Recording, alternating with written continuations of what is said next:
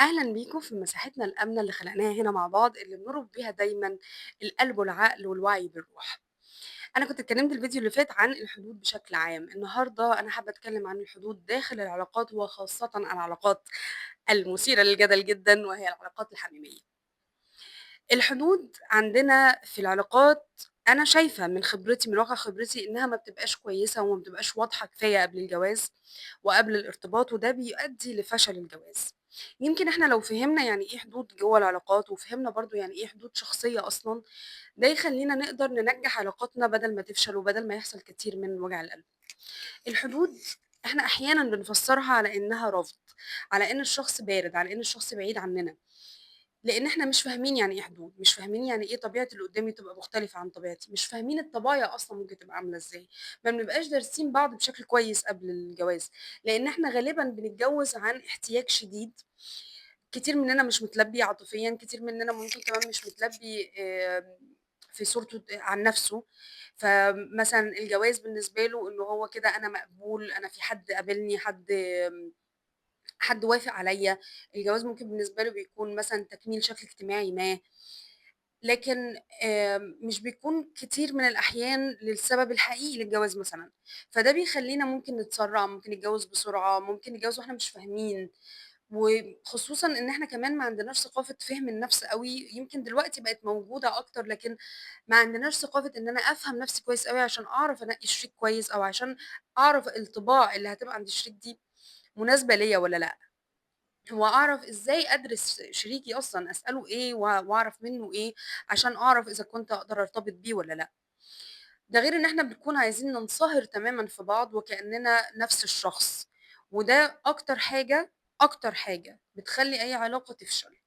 يعني لمّا تلاقي 2 لازقين أوي في بعض ومنصهرين تمامًا في بعض، تأكد العلاقة دي مش هتكمّل، لإن صعب إنه البني آدم يعيش يعني فاقد هويته، فاقد نفسه في شخص تاني، وصعب الشخص اللي أنت بتفقد نَفْسك وهويتك فيه يتحمّلك طول الوقت. الحدود هي عبارة يعني حاجة شبه إشارات المرور، هي بتنظّم وبترشد الطريق عشان تمنع الحوادث. العلاقات عشان تستمر وتزدهر محتاجين كلمة واحدة، الحدود. بس محتاجين نفهم إيه هي الحدود اللي بتبقى يعني مطلوبة في العلاقات الأول. وعايزين برضه نعرف إن الناس اللي ما عندهاش حدود، اللي ما هيش فاهمة يعني إيه حدود، دي أكتر ناس بتخش في علاقات مستنزفة جدًا وبتبقى علاقات abusive.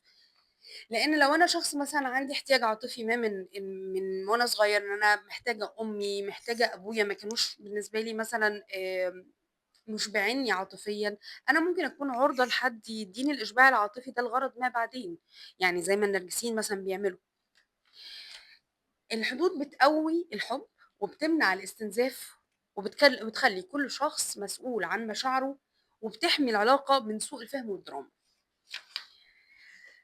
إيه نوع الحدود اللي ممكن تكون موجودة في العلاقة ما بين راجل وست؟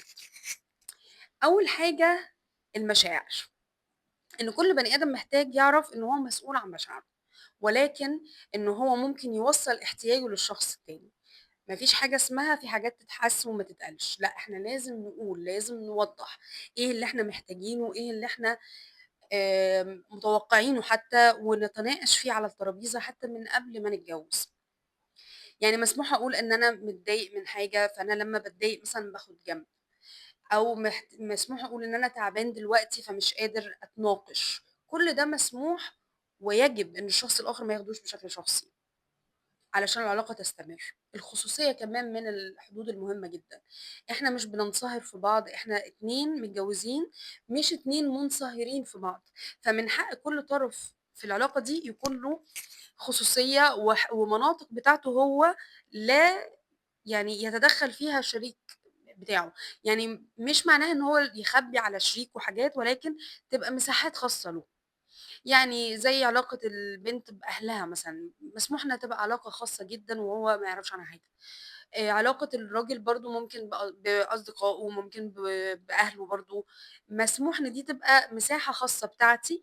مش لازم أحكي لِك كل حاجة ولا أنتِ تحكي لي كل حاجة، لإن إحنا العلاقة ما فيهاش انصهار، هي علاقة واحدة المفروض تبقى موجودة ضمن علاقات كتير عشان نبقى متزنين. كمان في حدود إحنا ما بنتكلمش فيها أبدًا قبل الجواز بشكل كافي، هي الحدود المالية مثلًا. يعني جوازنا هيترتب على إيه، هنبقى بنعمل إيه مع بعض. في يعني بلاش الموضوع بتاع إنه المفروض الحاجات دي معروفة. أيوه إحنا عندنا في الإسلام وعندنا في ال يعني في العُرف إن الراجل هو اللي بيصرف، لكن ده متغيّر بقى له فترة، ما عادش ده السائد. ما عادش ده كمان يستحمله رجال كتير. فمحتاجين نفهم إحنا هنبقى 50-50 هنبقى 70-30 هتشيلي إيه وهاشيل إيه. كل الكلام ده محتاجين نتكلم فيه بوضوح قبل الجواز. كمان أنماط الصرف مثلًا محتاجين نتكلم فيها. يعني ممكن مثلًا رجل بيصرف ببذخ وست بتحب إنها تبقى مُدبِّرة وما بتحبش الstress ده، فده ممكن يعمل خلل كتير جدًا في العلاقة أو العكس. أنا طبعًا مش عايزة أبتدي وأقول إن الست هي المُبذِّرة عشان ما أعملش stereotyping لإن أنتم بتشوفونا إن إحنا كده، ولو إن مع إن ده مش لازم يبقى حقيقي خالص. بس لازم أنماط الصرف دي تتشاف، لإن دي من الحاجات اللي بتعمل مشاكل كبيرة جدًا، جدًا بعد الجواز، ويبقى فيها حدود. يبقى أنا عارفة أولي من آخري، أنا هيتصرف عليَّ في إيه، وأنا مثلًا هاصرف إيه، أنا هاشارك بإيه أو مش هاشارك بإيه. هل أنا هابقى متشالة كُلّي والّا لأ؟ لإن هاقول لكم إحنا هنتكلم كمان شوية عن لغات الحب.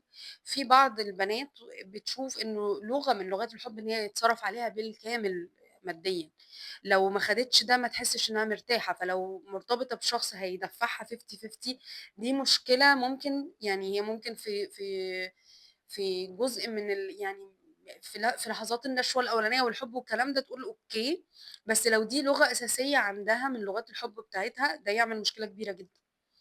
الحد التاني اللي أنا عايزة أتكلم عنه هو الحدود الجسدية. إحنا عندنا فكرة غلط أوي إنه الناس المتجوزة أجسامهم ملك بعض، ده مش حقيقي.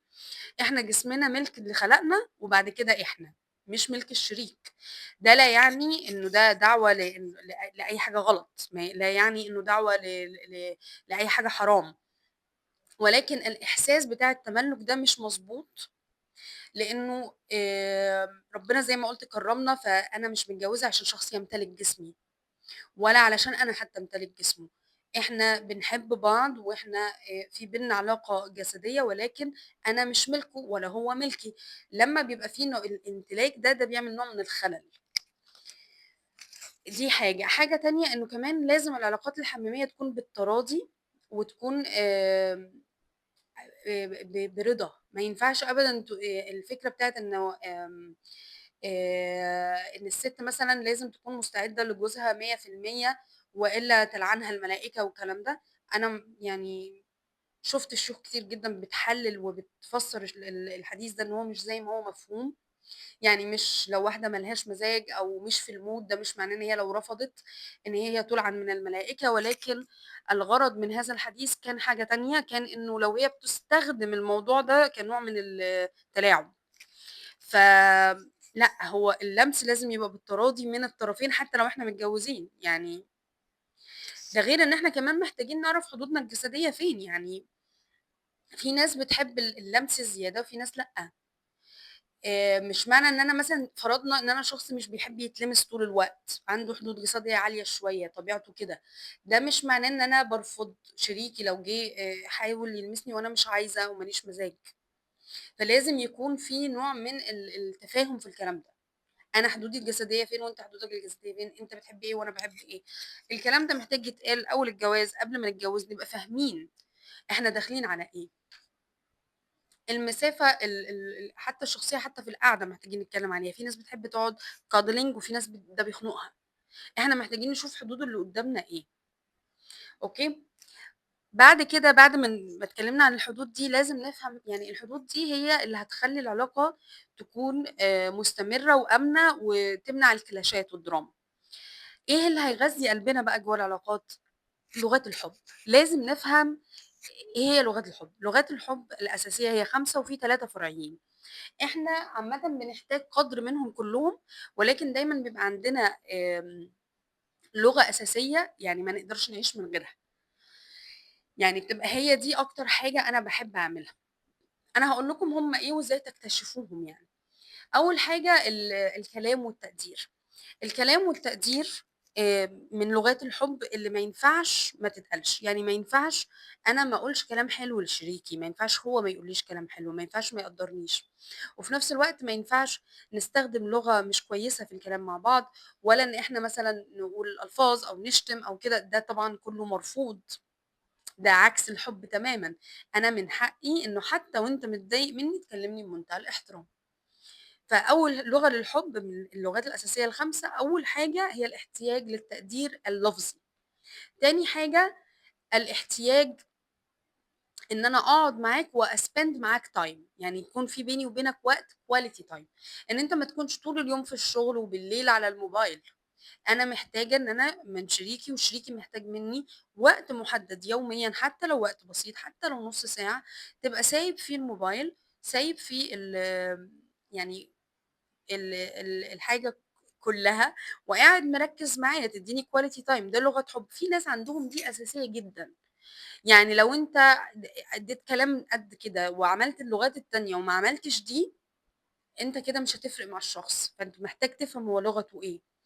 اللغة التالتة الهدايا، في ناس تعبيرها عن الحُب أو هي بتحب يتعبّر لها عن الحُب عن طريق الهدايا، والهدايا مش لازم تكون حاجات غالية، ممكن تكون حاجات رمزية زي ما بعض الستات بتحب الورود مثلًا، أوكي؟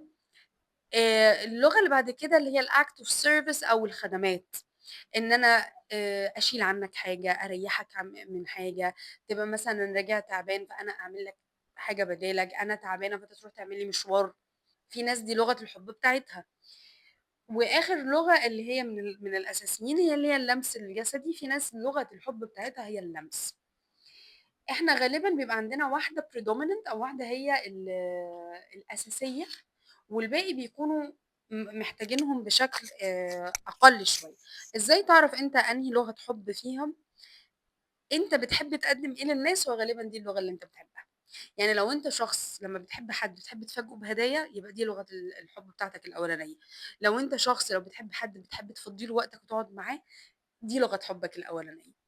في كمان لغات تانية زي الاعتراف بالشريك والفخر بيه قدّام الناس، يعني في بعض الناس بتحب إن دي تبقى لغة الحب، يعني تحب إنه مثلًا يكتب لها post public قدّام الناس، يحب إن هو يقول قدّام أهله وقدّام أهلها قد إيه هو بيحبها، أو العكس إنه مثلًا إنه في رجالة تحب إنه الست تبيّن قدّام الدوائر المشتركة قد إيه هي بتحبه، ده لغة من لغات الحب.